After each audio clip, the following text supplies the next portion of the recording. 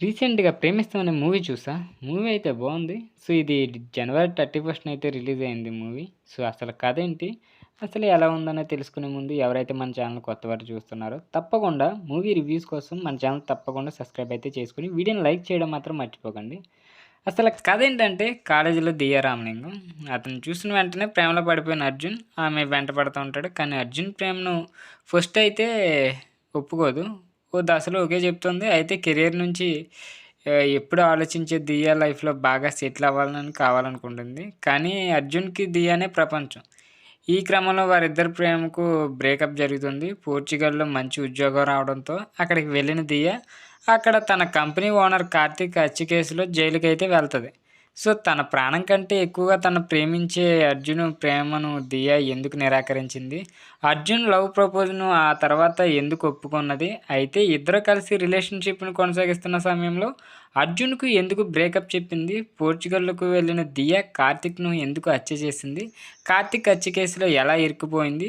దియా murder కేసులో ఇరుక్కుందనే విషయం తెలిసిన అర్జున్ పోర్చుగల్‌కి వెళ్లి ఏం చేశాడు? కార్తీక్ మర్డర్ కేసులో ఆదినారాయణ, వసుంధర ఈళ్ళకి సంబంధం ఏమిటి? కార్తీక్ మర్డర్ తర్వాత వరదరాజన్ ఎలాంటి ఎత్తులేశాడు? ఈ కేసులో ముద్దాయిలుగా మారిన దియాను రక్షించేందుకు ఇందిర ఎలాంటి ప్రయత్నాలు చేసింది? చివరికి దియా కేసు నుంచి బయటపడిందా లేదా? అండ్ కార్తీక్ హత్య చేసింది ఎవరు? అనే క్వెషన్స్‌కి ఆన్సరే ఈ మూవీ. సో, 'ప్రేమిస్తావా' సినిమా ఫస్ట్ హాఫ్ విషయానికొస్తే రెగ్యులర్ కథ. ఇంక స్టోరీ లవ్ స్టోరీని సాగతీశాడనే చెప్పాలి.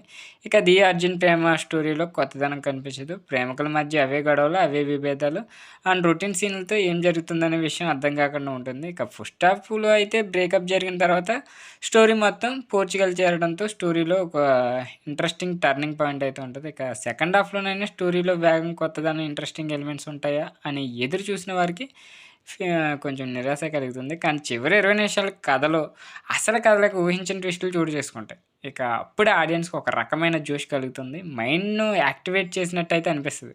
ఇక 'శరత్ కుమార్', 'ఖుష్బూ', 'దగ్గుబాటి రాజా' ఇక ఈళ్ళ సీన్స్ చాలా ఇన్సెంటివ్‌గా అయితే అనిపిస్తాయి. చివరిలో ప్రభు ఎంట్రీతో మరో ట్విస్ట్‌ని క్రియేట్ చేసి డైరెక్టర్ ఇంట్రెస్టింగ్ ఎపిసోడ్‌ని సినిమాని ఫీల్ గుడ్‌తో ముగించే ప్రయత్నం అయితే చేశాడనిపిస్తది. ఇక యాక్టర్స్ పర్ఫార్మెన్స్ విషయానికొస్తే కథలో బలమైన సీన్స్ లేకపోయినప్పటికీ స్క్రిప్ట్ అయితే ఓ మాదిరిగా ఉన్నప్పటికీ ఆదిత్య శంకర్, ఆకాష్ మురళి, శరత్ కుమార్, ఖుష్బూ, దగ్గుబాటి రాజా ఇలాగా పర్ఫార్మెన్స్‌తో మూవీని నిలబెట్టారు. ముఖ్యంగా ఆకాష్ మురళి మొత్తంగా కథనైతే భుజాన వేసుకొని నడిపించాడు. ఇక యాక్టింగ్‌లో కొత్తవాడైనా మెచ్యూరిటీతో అయితే యాక్టింగ్ చేశాడు. తన క్యారెక్టర్‌ని తగినట్టుగా బాడీ లాంగ్వేజ్, యాటిట్యూడ్‌ని ఆకట్టుకున్నాడు. ఇక ఆదిత్య శంకర్ కూడా తన యాక్టింగ్‌తో ఇరగదీసిందనే చెప్పాలి. ఎమోషనల్ సీన్‌లో మంచి మార్కులు కొట్టేసింది. ఇక ఈ సినిమా కథను కీలక మలుపు తిప్పే పాత్రలకు 'శరత్ కుమార్', 'ఖుష్బూ', 'దగ్గుబాటి రాజా' ఇలాగ బాలీవుడ్ నటి 'కుల్కి కుష్లిన్' నటించారు. ఇక సెకండ్ హాఫ్‌లో సీనియర్ యాక్టర్లు తమ యాక్టింగ్‌తో అయితే మూవీని మరో రేంజ్‌కి తీసుకెళ్లారు. 'ప్రభు' స్పెషల్ ఎక్స్‌పీరియన్స్ జోష్‌ని పుట్టించింది. ఇక టెక్నికల్ విషయానికొస్తే యువన్ శంకర్ రాజా మ్యూజిక్ అయితే బావుంది. అండ్ ప్రొడక్షన్ వాల్యూస్ కూడా బావున్నాయి. సో, మూడ్‌ని క్రియేట్ చేసే గ్రౌండ్ మ్యాజిక్ అయితే మనకిచ్చేశారు. ఆ మ్యూజిక్ కూడా చాలా బావుంటది. సో, ఫైనల్‌గా 'ప్రేమిస్తావా' సినిమా గురించి చెప్పాలంటే రొటీన్ రెగ్యులర్ లవ్ స్టోరీకి ఇంట్రెస్టింగ్ పాయింట్‌తో మర్డర్ మిస్టరీగా స్టైలిష్ డైరెక్టర్ విష్ణువర్ధన్ మంచి తీరైతే చాలా బావుంది. ఇంకా కథా కథనాలు కూడా చాలా బావున్నాయి. సో, ట్రై చేయండి ఫ్రీ టైమ్‌లో మూవీ మీకు నచ్చిద్ది.